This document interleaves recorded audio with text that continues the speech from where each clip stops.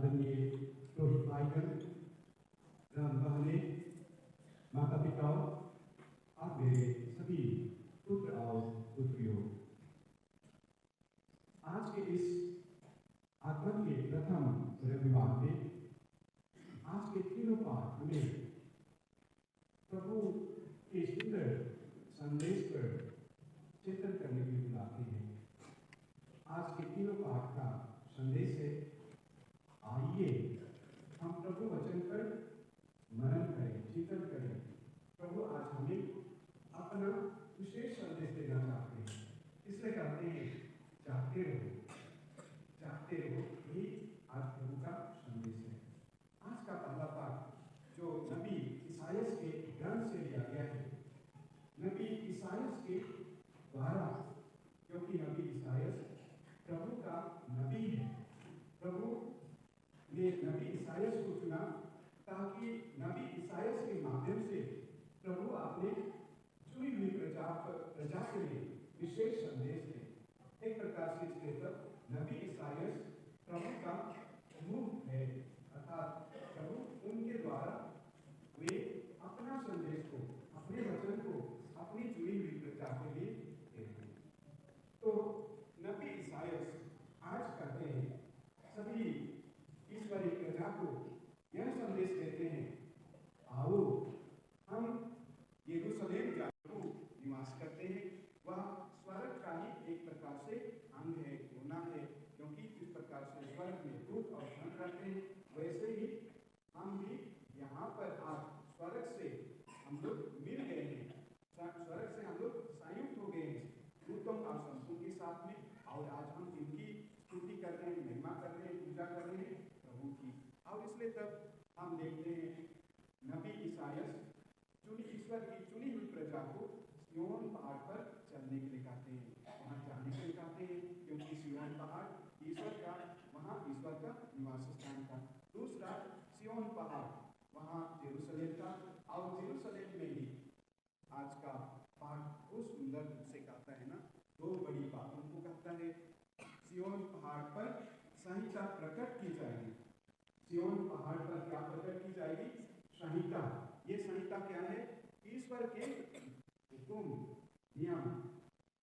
क्योंकि जहाँ प्रभु है, वहाँ जहाँ ईश्वर है, वहाँ से ही हमारे लिए जीवन, हमारे जीवन को पवित्र जीवन जीने के लिए, सुंदर जीवन जीने के लिए, प्रभु के अनुरूप जीवन जीने के लिए हमें क्या मिलता है?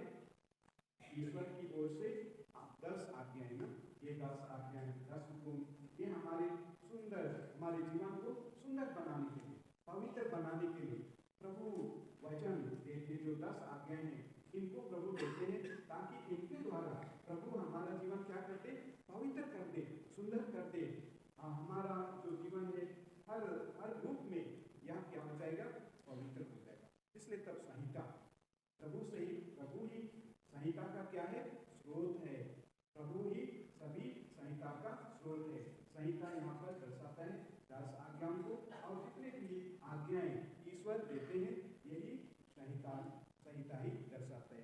दूसरा, हम प्रभु वाणी वहीं से सुने, क्योंकि सिय्योन पहाड़ पर प्रभु रहते हैं, और प्रभु अपनी वाणी को, वचन को सिय्योन पहाड़ से ही देते हैं। और इसके तब हम लोग देखते हैं ईश्वर अपने नबी को सिय्योन पहाड़ पर जाने के लिए कहते हैं, और उनके द्वारा सभी ईश्वरीय प्रजा को सिय्योन पहाड़ पर जाने के लिए कहते हैं। क्या यह जो हमारा बारिश है ना, बहुत ही कहेंगे एक हमारे बैसिस में बहुत विशेष स्थान है। यह जो हमारा सेंट अम्ब्रोस फैमिली है, ये हमारे पूरे धर्म प्रांत में इसका एक विशेष स्थान है। क्यों इसका विशेष स्थान है?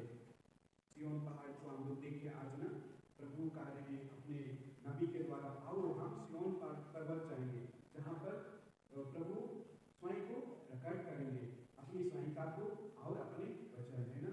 तो मैं कह रहा था कि ये हमारा पल्ली संत अम्ब्रोस पैरिश, ये बहुत इसका हमारे जलपाईगुड़ी में बहुत ही महत्वपूर्ण स्थान है। क्यों? कोई जवाब देंगे? हम जवाब देंगे क्यों हमारा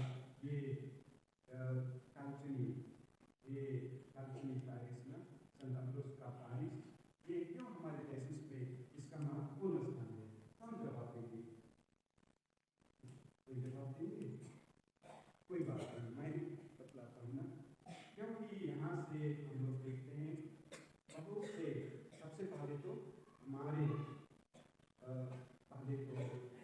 बेसिस के थे, हमारे धर्माध्यक्ष वर्तमान में महाधर्माध्यक्ष को बिशप स्वामी, मातृ बिशप स्वामी धर्माध्यक्ष, लेकिन जो आर्च बिशप है उनको हम लोग क्या कहते हैं? महाधर्माध्यक्ष। तो हमारे लिए हमारे जलपाईगुड़ी से ही, कंचनी पारिश से ही, हमारे अभी वर्तमान में रांची धर्म क्रांति कौन है? आर्च बिशप विंसेंट आई, तो वे भी कंचनी से हैं। और इसलिए तब कंचनी हमारे लिए जिस प्रकार से आज प्रभु कहते हैं, आओ हम कहाँ जाएं? सिय्योन पर्वत पर जाएं प्रभु वचन सुनने के लिए। तो आप लोगों को कितना गौरव की बात है ना? कितना गौरव की बात है, खुशी की बात है कि यहाँ से हमारे लिए प्रभु ने क्या दिया है? एक महाधर्माध्यक्ष को दिया है। और तब वे इस समय में हमारे देश के लिए, रांची धर्म प्लान के लिए वे वहाँ कार्यरत हैं। और प्रभु का सबसे पहले बिशप की अपने डायसिस में वे प्रभु के प्रतिनिधि हैं। और तब वे हमारे यहाँ कंचनी में जन्म लेके वे पुरोहित बने, और तब अभी महाधर्माध्यक्ष के रूप में प्रभु के वहाँ प्रतिनिधि हैं। प्रभु की जो प्रजा है, सभी ख्रिस्ती प्रजा को उनको प्रभु के अनुरूप एक भला कलीसिया बन के वहाँ पे वहाँ की जनता को, ख्रिस्ती जनता की अगुवाई कर रहे हैं। तो ये एक बात थी। दूसरा है, यहाँ से बहुत सारे पुरोहित हैं, बहुत से पुरोहित और आराम पाने की वे हैं। मेरे साथ में फादर उस्वाल है, हम लोग का भी जलपाईगुड़ी में अभिषेक हुआ, और हम लोग का दोनों का यहाँ प्रथम मिसा बलिदान भी हुआ। उसके बाद में पहले भी हम लोग फादर जॉन हिंग्रो और दूसरे फादर्स रहे।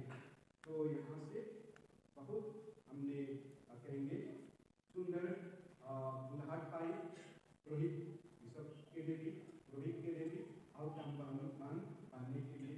और इसमें तक हमारा ये जो पल्ली है एक सितारा के समान है ना? सितारा है। सितारा हमेशा रात में भी क्या करता है? चमकता है ना? रोशनी देता है। तो हम इस पल्ली को ऐसा ही और रोशनदार बनाए, है ना? आपके बीच में अभी जो आप लोग दीर्घकरण संस्कार देने वाले हैं, मैं आशा करता हूँ, प्रार्थना करूँगा कि हमारे बिशप महाधर्माध्यक्ष विंसेंट एन के समान आप लोग भी प्रभु सेवा के लिए आगे बढ़ेंगे। हो सकता है आप में से कोई एक दिन महाधर्माध्यक्ष भी बन सकते हैं, बिशप बन सकते हैं, पुरोहित बन सकते हैं ना? और बहुत कोई प्रभु की सेवा के लिए कहाँ आएंगे? धर्मवान भी बनेंगे, और बाकी हम क्रिस्तीय जीवन को सुंदर रूप से जिएंगे। तो यही हमारे लिए तब एक प्रकार से आगमन, इस आगमन में हमारे लिए एक संदेश है ना? संदेश है, प्रभु का संदेश है। प्रभु आपको बुला रहे हैं, है ना?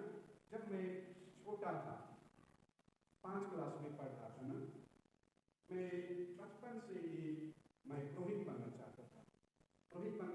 और हमारी तरफ घर में 5 क्लास के बाद में हम लोग अपोस्तलिक स्कूल जा सकते थे पुरोहित बनने।